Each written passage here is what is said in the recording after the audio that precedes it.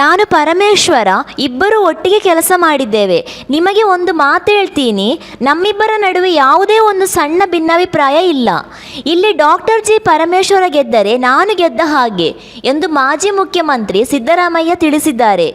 ಕೊರಟಗೆರೆಯಲ್ಲಿ ಕಾಂಗ್ರೆಸ್ ಅಭ್ಯರ್ಥಿ ಜಿ ಪರಮೇಶ್ವರ್ ಪರವಾಗಿ ಪ್ರಚಾರ ಮಾಡಲು ಆಗಮಿಸಿದ ವೇಳೆ ಮಾತನಾಡಿದ ಅವರು, 12 ವರ್ಷಗಳ ಕಾಲ ಬಹಳ ಅನ್ಯೋನ್ಯವಾಗಿ ನಾವು ಕೆಲಸ ಮಾಡಿದ್ದೇವೆ. ನಾನು ಮುಖ್ಯಮಂತ್ರಿಯಾದಾಗ ಅವರು MLC ಮಾಡಿ ಹೋಮ್ ಮಿನಿಸ್ಟರ್ ಮಾಡಿಕೊಂಡ್ವಿ. ಅವರು ಒಬ್ಬ ಪ್ರಾಮಾಣಿಕ, ನಿಷ್ಠಾವಂತ, ಬುದ್ಧಿವಂತ ರಾಜಕಾರಣಿ ಎಂದರು. ಅವರು ನನಗಿಂತ ಬುದ್ಧಿವಂತ ಅಂದರೆ ತಪ್ಪಾಗಲಾರದು. ಅದಕ್ಕೆ ಅವರನ್ನು ಮ್ಯಾನಿಫೆಸ್ಟೋ ಸಮಿತಿ ಅಧ್ಯಕ್ಷರು ಮಾಡಿದ್ದೇವೆ. ನಾಳೆ ನಮ್ಮ ಪ್ರಣಾಳಿಕೆ ಬಿಡುಗಡೆಯಾಗುತ್ತೆ. ನಾನು, ಪರಮೇಶ್ವರ, DK ಶಿವಕುಮಾರ್, ಸುರ್ಜೇವಾಲಾ ಎಲ್ಲರೂ ಬರ್ತೇವೆ. ಅದರಲ್ಲಿ ಏನಿದೆ ಅನ್ನೋದನ್ನು ಇಲ್ಲಿ ಹೇಳೋದಿಲ್ಲ ಅಂದರು. ಪರಮೇಶ್ವರ್ಗೆ ಕಲ್ಲೇಟು ಬಿದ್ದ ವಿಚಾರಕ್ಕೆ ಸಂಬಂಧಿಸಿದಂತೆ ಮಾತನಾಡಿದ ಅವರು, ಯಾರೋ ಕಿಡಿಗೇಡಿಗಳು ಪರಮೇಶ್ವರ ಅವರಿಗೆ ಕಲ್ಲು ಬೀಸಿದ್ದಾರೆ. ಅವರು ಯಾರೋ ನಮ್ಮ ರಾಜಕೀಯ ವಿರೋಧಿಗಳಿರಬೇಕು. ಅವರಿಗೆ ಸೋಲ್ತೀವಿ ಅಂತ ಹತಾಶೆ ಇರಬೇಕು. ಸೂರ್ಯ ಹುಟ್ಟೋದು ಎಷ್ಟು ಸತ್ಯವೋ ಪರಮೇಶ್ವರ ಅವರು ಗೆಲ್ಲೋದು ಅಷ್ಟೇ ಸತ್ಯ ಎಂದರು. ಸಮಯ ಸಾಕಷ್ಟಾಗಿದೆ. 9 ಗಂಟೆ ಒಳಗಡೆ ಪ್ರಚಾರ ಮುಗಿಸಬೇಕು.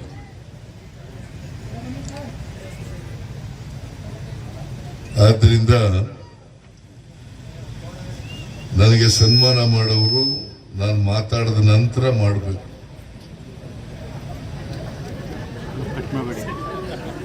ಇವತ್ತು ಮೇ 1ನೇ ತಾರೀಕು ಕಾರ್ಮಿಕರ ದಿನಾಚರಣೆ. ನಾನು ಈ ದೇಶದ, ಈ ರಾಜ್ಯದ ಎಲ್ಲ ಕಾರ್ಮಿಕರಿಗೆ ನನ್ನ ಪರವಾಗಿ ಮತ್ತು ಪಕ್ಷದ ಪರವಾಗಿ ಶುಭಾಶಯಗಳನ್ನು ಕೋರಲಿಕ್ಕೆ ಬಯಸ್ತಾ ಇದ್ದೇನೆ.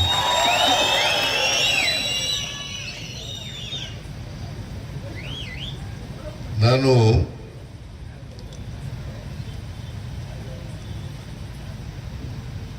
ರಾಜೀವ್ ಭವನ, ಕಾಂಗ್ರೆಸ್ ಭವನ,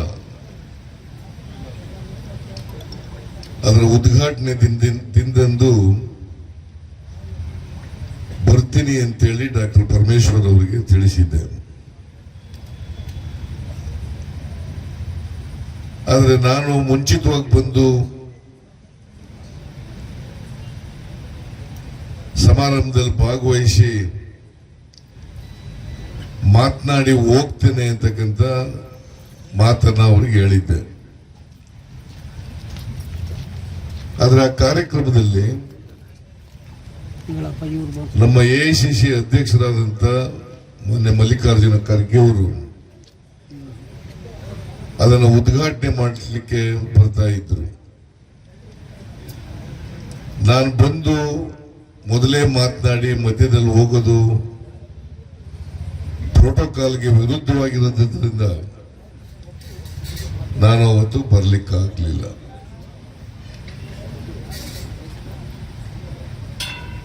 ನಾನು ಬರದೇ ಇದ್ದದನ್ನೇ ದೊಡ್ಡ ಅಪಪ್ರಚಾರವನ್ನ ಮಾಡಿದ್ದಾರೆ. 2013ರಲ್ಲೂ ಕೂಡ ಇದೇ ಅಪಪ್ರಚಾರ ಮಾಡಿದ್ರು. ನಾನು ಪರಮೇಶ್ವರ್ ಅವರು ವಿರೋಧ ಪಕ್ಷದ ನಾಯಕನಾಗಿ, ಮುಖ್ಯಮಂತ್ರಿಯಾಗಿ, ಅವರು 8 ವರ್ಷಗಳ ಕಾಲ ಪ್ರದೇಶ ಕಾಂಗ್ರೆಸ್ ಸಮಿತಿಯ ಅಧ್ಯಕ್ಷರಾಗಿ ಒಟ್ಟಿಗೆ ಕೆಲಸ ಮಾಡಿದ್ದೀವಿ. ನಿಮಗೆ ಇವತ್ತು ಹೇಳಲಿಕ್ಕೆ ಬಯಸ್ತೇನೆ, ನಮ್ಮಿಬ್ಬರ ಮಧ್ಯೆ ಒಂದೇ ಒಂದು ಸಣ್ಣ ಭಿನ್ನಾಭಿಪ್ರಾಯನೂ ಕೂಡ ಬಂದಿರಲಿಲ್ಲ.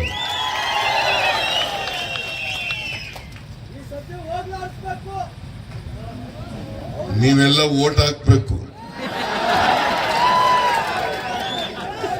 ಪರಮೇಶ್ವರ್ ಅವರು 100ಕ್ಕೆ 100 ಗೆಲ್ಲೇಬೇಕು. ಪರಮೇಶ್ವರ್ ಗೆದ್ರೆ ನಾನೇ ಗೆದ್ದಂತಾಗ್ತದೆ ಅಂತ ತಿಳ್ಕೊಬೇಕಾಗ್ತದೆ.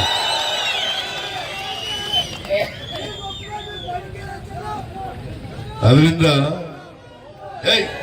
ಸುಮ್ಮನೆ ನಾವು ಒಟ್ಟಿಗೆ ಅನೇಕ ವರ್ಷಗಳ ಕಾಲ ಬಹಳ ಅನ್ಯೋನ್ಯತೆಯಿಂದ ಕೆಲಸ ಮಾಡಿದ್ದು. 2013ರಿಂದ 2018ವರೆಗೆ ನಾನು ಮುಖ್ಯಮಂತ್ರಿ ಆಗಿರುವಾಗ ಅವ್ರ ಮಧ್ಯದಲ್ಲಿ MLC ಆದ್ರು. MLC ಆದ್ಮೇಲೆ ಅವರನ್ನ ನಾನು ನನ್ನ ಮಂತ್ರಿಮಂಡಲದಲ್ಲಿ ಮಂತ್ರಿಯಾಗಿ ಮಾಡ್ಕೊಂಡಿದ್ದು. ಆಗ ಹೋಮ್ ಮಿನಿಸ್ಟರ್ ಆಗಿದ್ರು. ಹೋಮ್ ಮಿನಿಸ್ಟರ್ ಆಗಿ ಸುಮಾರು 18 ತಿಂಗಳ ಕಾಲ ಕೆಲಸ ಮಾಡಿದ್ರು. ಒಬ್ಬ ದಕ್ಷ, ಪ್ರಾಮಾಣಿಕ, ಬಡವರ ಬಗ್ಗೆ ಕಾಳಜಿ ಇರ್ತಕ್ಕಂಥ ವ್ಯಕ್ತಿ ಅಂತಕ್ಕಂಥದನ್ನ ತಿಳಿಸ್ಲಿಕ್ಕೆ ಬಯಸ್ತಾ ಇದ್ದೇನೆ. ಜೊತೆಗೆ ಬುದ್ಧಿವಂತ ಕೂಡ. ನನಗಿಂತ ಜಾಸ್ತಿ ಬುದ್ಧಿವಂತ ಅಂತಂದ್ರೆ ತಪ್ಪು ಆಗಲಾರದು.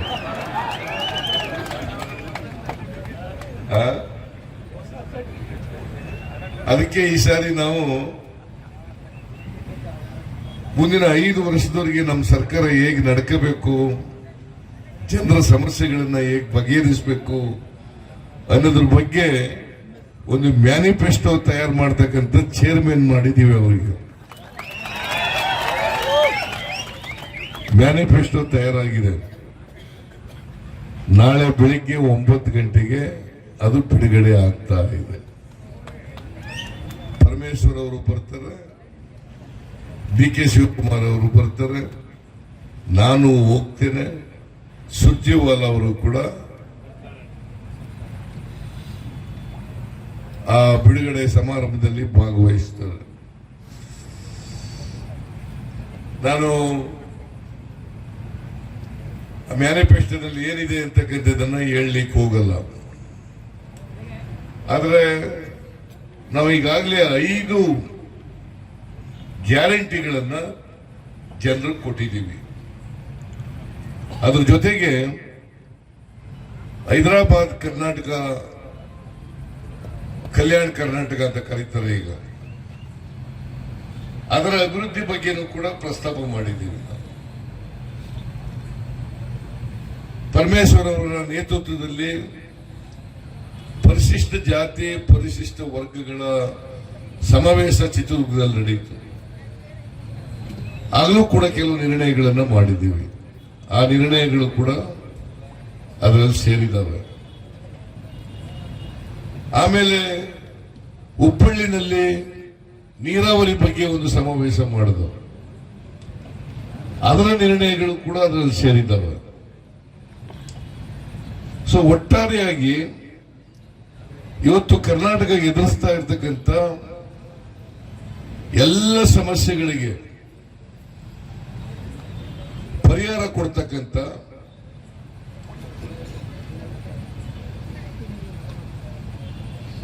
ವಿಚಾರಗಳನ್ನ ಮ್ಯಾನಿಫೆಸ್ಟೋನಲ್ಲಿ ನಾವು ಸೇರಿಸಿದ್ದಾರೆ ಅಂತಕ್ಕಂಥ, ಯಾಕಂದ್ರೆ ನನ್ನ ಜೊತೆಲೂ ಕೂಡ ಚರ್ಚೆ ಮಾಡಿದ್ರು. ನಾನು ಇವತ್ತು ಆ ಮ್ಯಾನಿಫೆಸ್ಟೋ ಕಾಪಿನ ಸ್ವಲ್ಪ ನೋಡಿದೆ. ಬಹಳ ಚೆನ್ನಾಗಿ ಮ್ಯಾನಿಫೆಸ್ಟೋ ತಯಾರು ಮಾಡಿದ್ದೀನಿ. ಅದಕ್ಕಾಗಿ ಡಾಕ್ಟರ್ ಪರಮೇಶ್ವರ್ ಅವರಿಗೆ ಕಾಂಗ್ರೆಸ್ ಪಕ್ಷದ ವತಿಯಿಂದ, ನಿಮ್ಮೆಲ್ಲರ ವತಿಯಿಂದ ಅವರಿಗೆ ಧನ್ಯವಾದಗಳನ್ನು ಹೇಳಲಿಕ್ಕೆ ಬಯಸ್ತಾ ಇದ್ದೇನೆ. ಯಾರೋ ಕಿಡಿಗೇಡಿಗಳು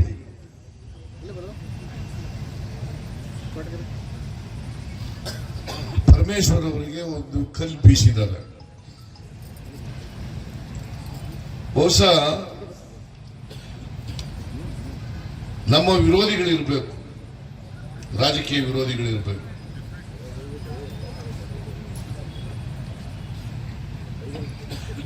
ಸೋಲ್ತೀವಿ ಅಂತಕ್ಕಂಥ ಹತಾಶೆಯಿಂದ ಕಲ್ಪಿರೋದು ಅವರಿಗೆ.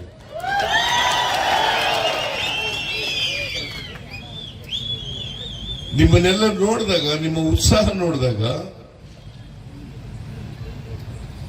ಪೂರ್ವದಲ್ಲಿ ಸೂರ್ಯ ಹುಟ್ಟೋದು ಎಷ್ಟು ಸತ್ಯನೋ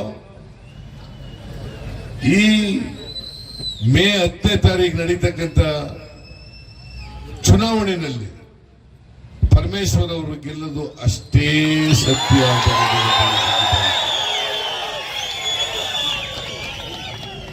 ಅವ್ರು ಗೆದ್ರೆ ಬರೀ ಕರ್ನಾಟಕದ ಜನರು ಅಷ್ಟೇ ಅಲ್ಲ, ಈ ರಾಜ್ಯದ ಎಲ್ಲ ಶೋಷಿತ ವರ್ಗಗಳ ಜನರ ಅದೃಷ್ಟ ಅಂತಕ್ಕಂಥ ಮಾತನ್ನ ಹೇಳಲಿಕ್ಕೆ ಈ ಸಂದರ್ಭದಲ್ಲಿ ಬಯಸ್ತೀನಿ. ಆಮೇಲೆ ಸಮ್ಮಿಶ್ರ ಸರ್ಕಾರದಲ್ಲೂ ಕೂಡ ಮಂತ್ರಿ ಆಗಿದ್ರು, ಬೆಂಗಳೂರು ಡೆವಲಪ್ಮೆಂಟ್ ಮಂತ್ರಿ ಆಗಿದ್ರು.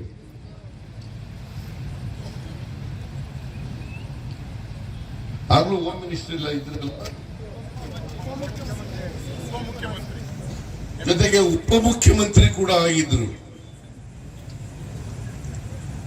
ಉಪಮುಖ್ಯಮಂತ್ರಿ ಕೂಡ ಆಗಿದ್ರು. ಉಪಮುಖ್ಯಮಂತ್ರಿಯಾಗಿ ದಕ್ಷತೆಯಿಂದ ಕೆಲಸ ಮಾಡಿದ್ರು. ನಾನು ಮತ್ತೊಮ್ಮೆ ಸ್ಪಷ್ಟಪಡಿಸ್ತೇನೆ, ಪರಮೇಶ್ವರ್ ಅವರು ಗೆಲ್ಲದು 100% ಗ್ಯಾರಂಟಿ. ಅವ್ರು ಗೆದ್ರೆ ನನಗಾಗ ಸಂತೋಷ ಬೇರೆ ಯಾರಿಗೂ ಆಗಲ್ಲ ಅಂತಕ್ಕಂಥ ಮಾತನ್ನು ತಿಳಿಸಲಿಕ್ಕೆ ಬಯಸ್ತೇನೆ.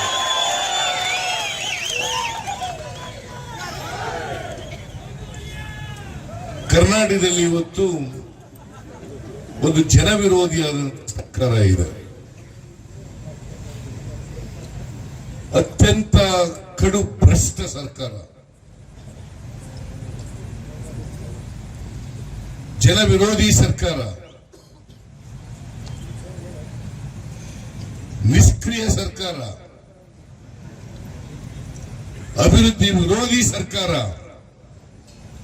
ನಾನು ರಾಜಕೀಯದಲ್ಲಿ ಕಳೆದ 50 ವರ್ಷಗಳಿಂದ ಇದ್ದೇನೆ.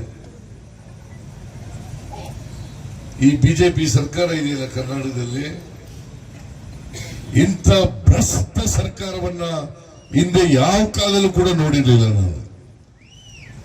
ಅಷ್ಟೊಂದು ಭ್ರಷ್ಟ ಸರ್ಕಾರ. ಇವತ್ತು ಇಡೀ ಬೀದಿನಲ್ಲಿ, ಗಲ್ಲಿಗಳಲ್ಲಿ, ವಿಧಾನಸೌಧದ ಮೊಗಸಾಲೆಯಲ್ಲಿ ಚರ್ಚೆ ಮಾಡ್ತಾರೆ. ಬಿಜೆಪಿ ಸರ್ಕಾರ 40% ಕಮಿಷನ್ ಸರ್ಕಾರ. ನೀವ್ಯಾರಾದ್ರೂ ವಿಧಾನಸೌಧಕ್ಕೆ ಹೋಗ್ಬೇಕು, ವಿಧಾನಸೌಧದಲ್ಲಿ ಹೋಗಿ ಗೋಡೆ ಕಿವಿ ಕೊಟ್ರೆ ಲಂಚ ಲಂಚ ಲಂಚ ಲಂಚ ಲಂಚ ಗೋಡೆಗಳೆಲ್ಲ ಪಿಸುಗುಟ್ಟೆ ಶುರು ಮಾಡಿಬಿಟ್ಟಿದ್ದಾರೆ. ಪಾಪ ಕೆಂಗಲ್ ಮಂತ್ರಿನವರು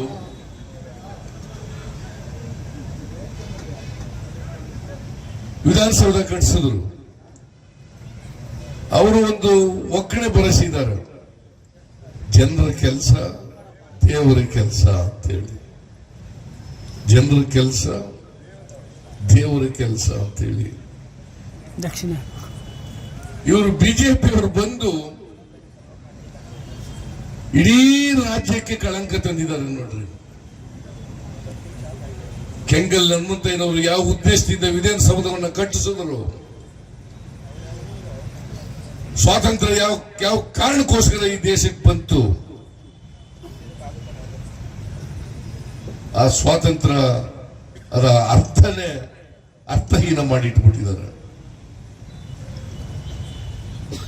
ಭ್ರಷ್ಟಾಚಾರ ಮಾಡಿ ಇಡೀ 7 ಕೋಟಿ ಜನರಿಗೆ ಅವಮಾನವನ್ನು ಮಾಡಿದ್ದಾರೆ. ಇಂಥ ಭ್ರಷ್ಟ ಸರ್ಕಾರವನ್ನು ಕಿತ್ತಾಕ್ತಕ್ಕಂಥದ್ದು ನಮ್ಮೆಲ್ಲ ಕನ್ನಡಿಗರ ಜವಾಬ್ದಾರಿ ಅಂತಕ್ಕಂಥದ್ದನ್ನು ಅರ್ಥ ಮಾಡ್ಕೋಬೇಕಾಗುತ್ತೆ.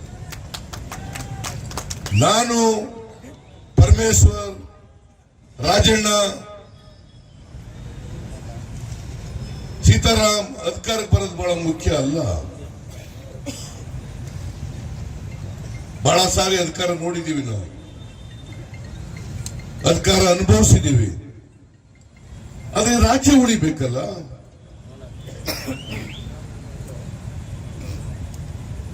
ಪ್ರಜಾಪ್ರಭುತ್ವ ಉಳಿಬೇಕಲ್ಲ.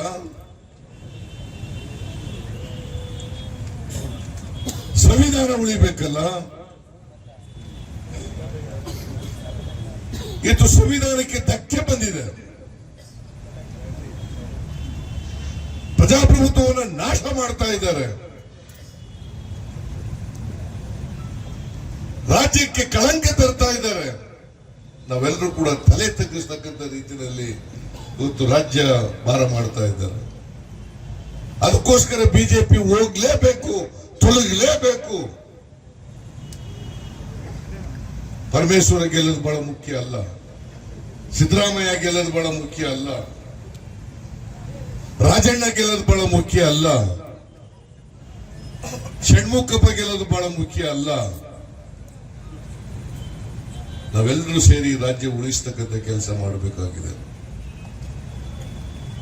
ನಿಮಗೆ ಒಂದು ಮಾತು ಹೇಳ್ತೀನಿ, ಈ ರಾಜ್ಯ ಹೇಗೆ ಆರ್ಥಿಕವಾಗಿ ದಿವಾಳಿ ಮಾಡಿದ್ದಾರೆ ಅಂತಕ್ಕಂಥ ಮಾತನ್ನ ನಿಮಗೆ ಸೂಕ್ಷ್ಮವಾಗಿ ತಿಳಿಸ್ಲಿಕ್ಕೆ ಬಯಸ್ತೇನೆ. ಸ್ವಾತಂತ್ರ್ಯ ಬಂತವಿಂದ ಕೆ.ಸಿ. ರೆಡ್ಡಿ ಅವರ ಕಾಲದಿಂದ ನಾನು ಮುಖ್ಯಮಂತ್ರಿ ಬಿಡೋವರೆಗೆ ಈ ರಾಜ್ಯದ ಮೇಲಿದ್ದಂತ ಸಾಲ 2,42,000 ಕೋಟಿ. 2,42,000 ಕೋಟಿ 70 ವರ್ಷಗಳಲ್ಲಿ.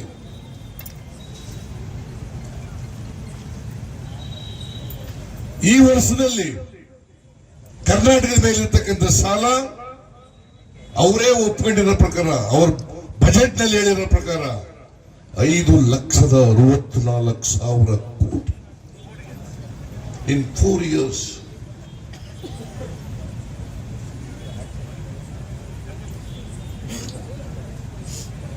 $5,64,000 ಕೋಟಿ. ಅಸಲು ಬಡ್ಡಿ ಎಷ್ಟು ಕಟ್ತೀವಿ ಗೊತ್ತ? ವರ್ಷಕ್ಕೆ 56,000 ಕೋಟಿ. ಪ್ರತಿಯೊಬ್ಬರ ಮೇಲೆ ಕರ್ನಾಟಕದಲ್ಲಿ 76,000 ರೂಪಾಯಿ ಪ್ರತಿಯೊಬ್ಬರ ಮೇಲೆ ಸಾಲ ಇದೆ. ನೀವೆಲ್ಲರೂ ಸಾಲಗಾರರು. ಪ್ರತಿಯೊಬ್ಬರ ಮೇಲೆ 76,000 ರೂಪಾಯಿ ಸಾಲ. ಮತ್ತೆ ಇವರು ಅಧಿಕಾರಕ್ಕೆ ಬಂದ್ರೆ ರಾಜ್ಯ ಉಳಿತದ? ಕಮಿಟೆಡ್ ಎಕ್ಸ್ಪೆಂಡಿಚರ್ ಅಂತ ಕರಿತೀವಿ ನಾವು, ಬದ್ಧ ವೆಚ್ಚ ಅಂತ. ಕಳೆದ ವರ್ಷ 102% ಇತ್ತು, ಈ ವರ್ಷ 98 ಅಂತ ಹೇಳಿದ್ದಾರೆ. ನಾನಿದ್ದಾಗ 72-73% ಅಷ್ಟೇ ಇದ್ದದ್ದು. ರಾಜ್ಯ ಉಳಿತದೆ? ನೀವೇ ಹೇಳಿ, ಅಭಿವೃದ್ಧಿ ಮಾಡಕ್ಕೆ ಹೇಗೆ ಸಾಧ್ಯ ಆಗ್ತದೆ? ನಾನು ಮುಖ್ಯಮಂತ್ರಿ ಆಗಿರುವಾಗ ರಾಜಣ್ಣ ಹೇಳಿದ್ರು, ಅಲ್ಲಿ ಅವ್ರ ಕಾನ್ಸ್ಟಿಟ್ಯೂನ್ಸಿನಲ್ಲಿ 16,000 ಮನೆಗಳನ್ನು ಕೊಡಿಸಿದೆ. ನಾನು ಮುಖ್ಯಮಂತ್ರಿ ಆಗಿರುವಾಗ 5 ವರ್ಷದಲ್ಲಿ 15 ಲಕ್ಷ ಮನೆಗಳನ್ನು ಕಟ್ಟಿಸಿಕೊಟ್ಟಿದ್ದೆ. ಇವರು ಮನೆ ಹಾಳಾಗ ಒಂದು ಹೊಸ ಮನೆ ಕೊಟ್ಟಿಲ್ಲ. ಹೇಳಿ, ಪರಮೇಶ್ವರ್ ಅವರು 5 ವರ್ಷದಿಂದ MLA ಆಗಿದ್ದಾರೆ, ಮಂತ್ರಿನೂ ಆಗಿದ್ದರು. ಒಂದು ಮನೆ ಕೊಟ್ಟಿಲ್ಲ ಮಿಸ್ಟರ್ ರಘುವೀರ್ ರೆಡ್ಡಿ. 4 ವರ್ಷ ಆಯ್ತು ಇವರು ಅಧಿಕಾರಕ್ಕೆ ಬಂದು. Not a single house is granted. ಸೂರಿಂದ ಇರ್ತಕ್ಕಂಥ ಜನರಿಗೆ ನೀವು ಇಲ್ಲಿ ಪಂಚಾಯಿತಿ ಮೆಂಬರ್ಗಳು, ಪಂಚಾಯಿತಿ ಚೇರ್ಮನ್ಗಳು, ಮುನ್ಸಿಪಲ್ ಮೆಂಬರ್ಗಳು ಹೇಳಿ ನೋಡೋಣ, ಕೊಟ್ಟಿದಾರ? ಒಂದು ಮನೆ ಕೊಟ್ಟಿದಾರ ಅಂತ? ಕೊಟ್ಟಿಲ್ಲ. ಇರ್ಬೇಕ ಈ ಸರ್ಕಾರ? ಇರ್ಬೇಕ?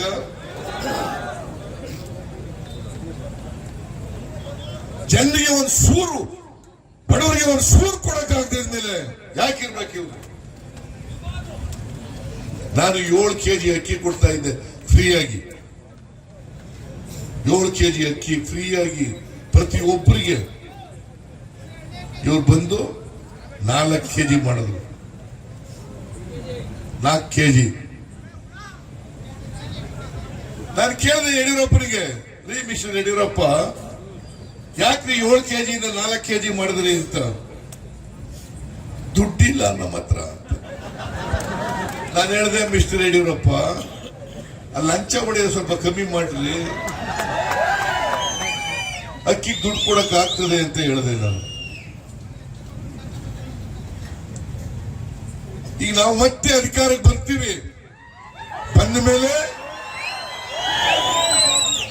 7 ಕೆಜಿ ಅಕ್ಕಿ ಅಲ್ಲ 10 ಕೆಜಿ ಅಕ್ಕಿಯನ್ನು ಕೊಡ್ತೇವೆ.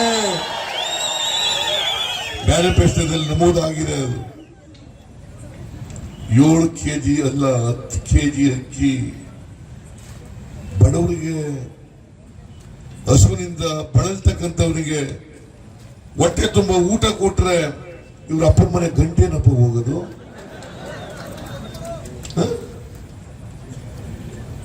ನಾವು ಬದುಕಿಲ್ಲದೆ ಊಟ ಮಾಡಕ್ಕಲ್ಲ, ಊಟ ಮಾಡೋದು ಇಲ್ಲೇ ಹೋಗಿದ್ರೆ ದುರಾಸೆನೇ ಇರ್ತಿರ್ಲಿಲ್ಲ ಮನುಷ್ಯನಿಗೆ. ಬದುಕಬೇಕಾದ್ರೆ ಊಟ ಮಾಡಲೇಬೇಕು. ಪರಮೇಶ್ವರ್ ಅವರು ಹೇಳಿದ್ರು, ಒಂದ್ಸಾರಿ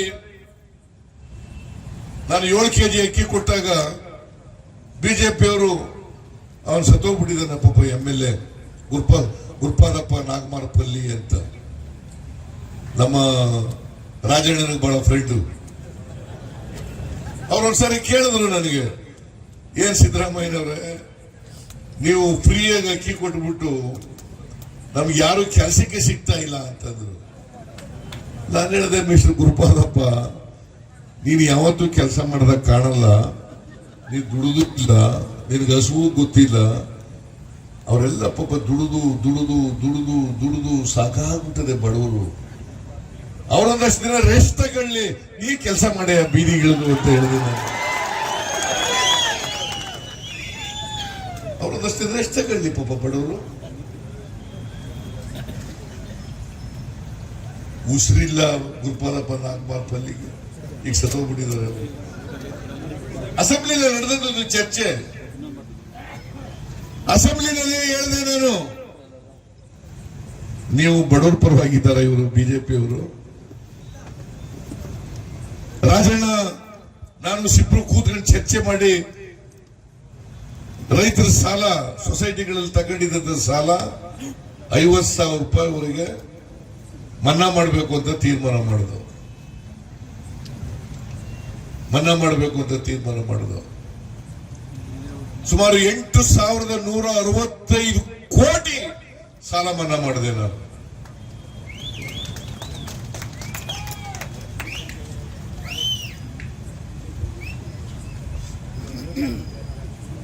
ಇವರು 1 ರೂಪಾಯಿ ಅವರು ಸಾಲ ಮನ್ನಾ ಮಾಡಿದ್ರು.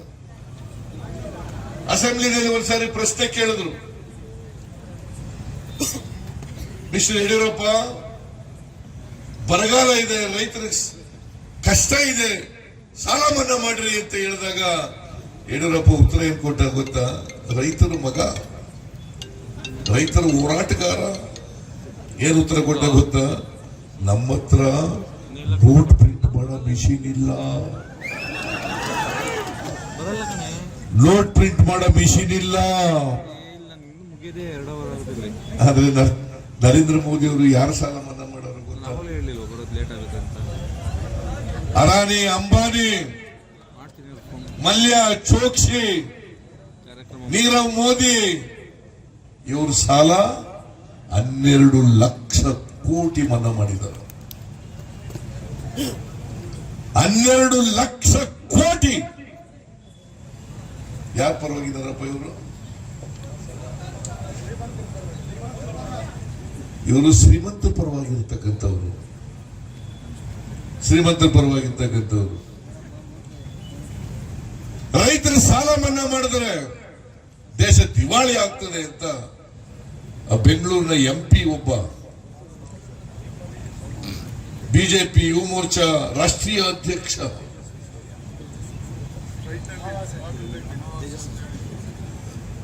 ಅವನು ಹೇಳ್ತಾನೆ, ರೈತರ ಸಾಲ ಮನ್ನಾ ಮಾಡಕ್ ಕೂಡುದು, ಮಾಡಿದ್ರೆ ದೇಶ ಹಾಳಾಗ್ತದೆ.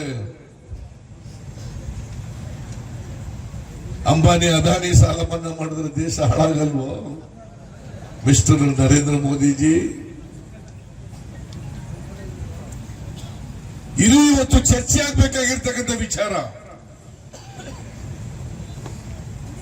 ಮನಮೋಹನ್ ಸಿಂಗ್ ಅವರಿರುವಾಗ ರೈತರ ಸಾಲ 72,000 ಕೋಟಿ ಮನ್ನಾ ಮಾಡಿದ್ರು.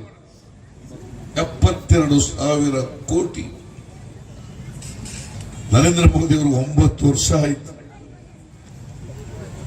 1 ರೂಪಾಯಿ ಮನ್ನಾ ಮಾಡಿದ್ರ? ಓಟ್ ಕೊಡ್ಬೇಕು ಅವರಿಗೆ.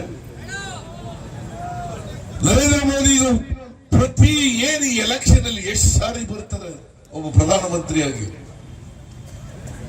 ಯಾಕಂತಂದ್ರೆ ಬಸವರಾಜ ಬೊಮ್ಮಾಯಿಗಾಗ್ಲಿ ಯಡಿಯೂರಪ್ಪನವ್ರಿಗಾಗ್ಲಿ ಅವ್ರ ಮುಖ ನೋಡಿ ಯಾರು ಓಟ್ ಕೊಡಲ್ಲ ಅಂತ ಗೊತ್ತಾಗ್ಬಿಟ್ಟದೆ. ಹೇಗಾದ್ರೂ ಮಾಡಿ ಅಮಿತ್ ಶಾನ ನರೇಂದ್ರ ಮೋದಿಯನ್ನ ಕರ್ಕೊಂಡ್ಬಂದು ಮತ್ತೆ ಅಧಿಕಾರ ಹಿಡಿಬೇಕು ಅಂತಕ್ಕಂಥ ಹುನ್ನಾರ ಮಾಡ್ತಾ ಇದ್ದಾರೆ.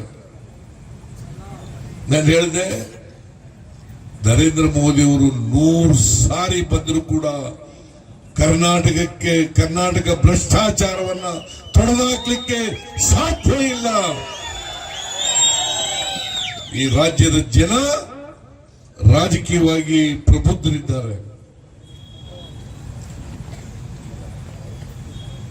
ಈ ರಾಜ್ಯದಲ್ಲಿ ಏನ್ ನಡೀತಾ ಇದೆ, ಬಿಜೆಪಿ ಸರ್ಕಾರ ಏನ್ ಮಾಡ್ತಾ ಇದೆ ಅಂತೇಳಿ ಗಮನಿಸ್ತಾ ಇದ್ದಾರೆ. ನರೇಂದ್ರ ಮೋದಿ ಅವರು ಹೇಳಿರ್ತಕ್ಕಂಥ ಯಾವುದಾದ್ರೂ ಒಂದು ಭರವಸೆಯನ್ನು ಈಡೇರಿಸಿದಾರ? ಒಂದು ಭರವಸೆ ಯಾವ್ದಾದ್ರು ಈಡೇರಿಸಿದಾರ? ಅಚ್ಚೇ ದಿನ ಆಯಂಗೆ ಅಂತ ಹೇಳಿದ್ರು. ಅಂತ ಬೆಲೆ ಏರಿಕೆ ಏನಾಗಿದೆ ಇವತ್ತು? ಪೆಟ್ರೋಲ್ ಬೆಲೆ ಮನಮೋಹನ್ ಸಿಂಗ್ ಅವರು ಇದ್ದಾಗ 71 ರೂಪಾಯಿ 1 ಲೀಟರ್ ಪೆಟ್ರೋಲ್, ಡೀಸೆಲ್ 52 ರೂಪಾಯಿ, ಗ್ಯಾಸ್ ಸಿಲಿಂಡರು 414 ರೂಪಾಯಿ, ಗೊಬ್ಬರ 50 ಕೆಜಿ DAP 350 ರೂಪಾಯಿ, 400 ರೂಪಾಯಿ, ಇವತ್ತು 1300 ರೂಪಾಯಿ.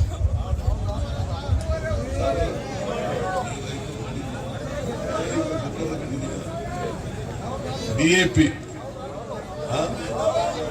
1600 ಅಂತ ಹೇಳ್ತಾರೆ. ಒಬ್ಬೊಬ್ರು ನೋಡಿ ಹೇಳಿದ್ರೆ ನೀವು ಯಾರು ತಗೊಂಡಿಲ್ಲ ಅಂತ ಆಯ್ತು. ತಗೊಂಡಿದೀಯ 1,500 ಅಂತ ಅವ್ರು ಹೇಳ್ತಾರೆ DAP. ರೈತರು ಹೇಳೋದು ಕರೆಕ್ಟ್. 1,500 ರೂಪಾಯಿ 3 ಪಟ್ಟು ಜಾಸ್ತಿ ಆಯ್ತು. ಯಾರು ಹೊಣೆ ಇದಕ್ಕೆ? ನರೇಂದ್ರ ಮೋದಿ ಅವರು ಹೇಳಿದ್ರು 2017ರಲ್ಲಿ ರೈತರ ಆದಾಯವನ್ನ 2 ಪಟ್ಟು ಮಾಡ್ತೀನಿ. 35 ನಿಮಿಷ 22ನೇ ಇಸ್ವಿವರೆಗೆ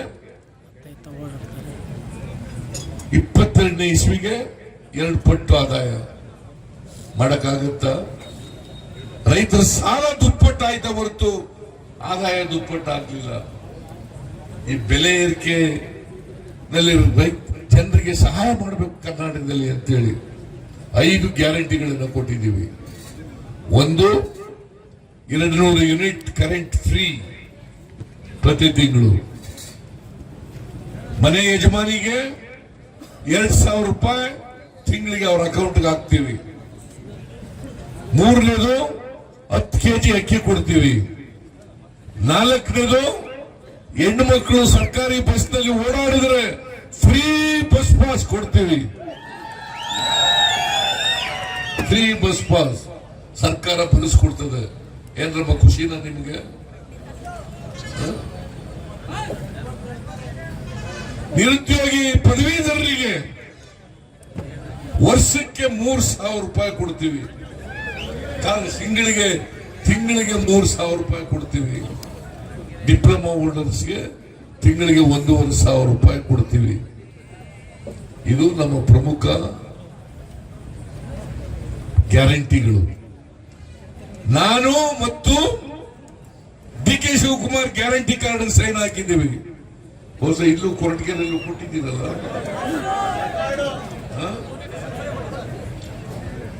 ಅದರಿಂದ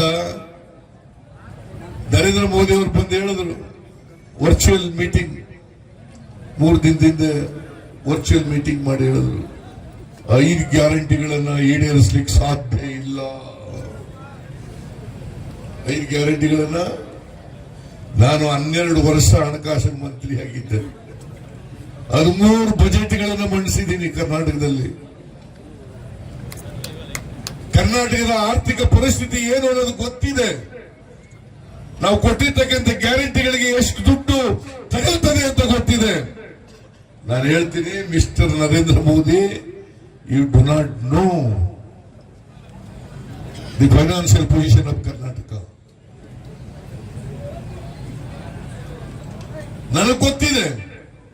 ನಾವು ಕೊಟ್ಟಿರ್ತಕ್ಕಂಥ ಎಲ್ಲ ಭರವಸೆಗಳನ್ನ, ಎಲ್ಲ ಗ್ಯಾರಂಟಿಗಳನ್ನ ಈಡೇರಿಸೇ ತೀರ್ತೀವಿ.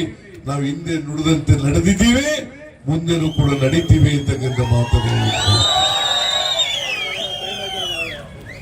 ಐದು ಸಮಯ ಆಗಿರೋದ್ರಿಂದ 9 ಗಂಟೆ ಒಳಗಡೆ ಪ್ರಚಾರ ನಿಲ್ಲಿಸಬೇಕಾಗಿದೆ. ಸಮಯ ಆಗ್ತಾ ಇದೆ. ಪೊಲೀಸ್ನವರು ಬಂದು ನಿಲ್ಲಿಸಿ ಅಂತ ಹೇಳ್ತಾರೆ. ಅದಕ್ಕಿಂತ ಮುಂಚಿತವಾಗಿ ನಾನು ಭಾಷಣ ನಿಲ್ಲಿಸ್ತೀನಿ. ಕೊನೆಯಲ್ಲಿ ನಿಮ್ಮಲ್ಲಿ ಅತ್ಯಂತ ಕಳಕಳಿಯ ಮನವಿ, ಆ ಬಿಜೆಪಿಯವರು ಜೆಡಿಎಸ್ನವರಿಗೆ ಈ ಸಾರಿ ಸೋಲಿಸಿ ಪರಮೇಶ್ವರ್ ಅವರನ್ನ ಗೆಲ್ಲಿಸಿ ವಿಧಾನಸಭೆಗೆ ಕಳಿಸಿಕೊಡ್ಬೇಕು ಅಂತ ನಿಮ್ಮಲ್ಲಿ ಅತ್ಯಂತ ಕಳಕಳಿಯಿಂದ ಪ್ರಾರ್ಥನೆ ಮಾಡಿ ನಾನು ಮಾತು ಮುಗಿಸ್ತೇನೆ. ನಿಮ್ಮೆಲ್ಲರಿಗೂ ನಮಸ್ಕಾರ.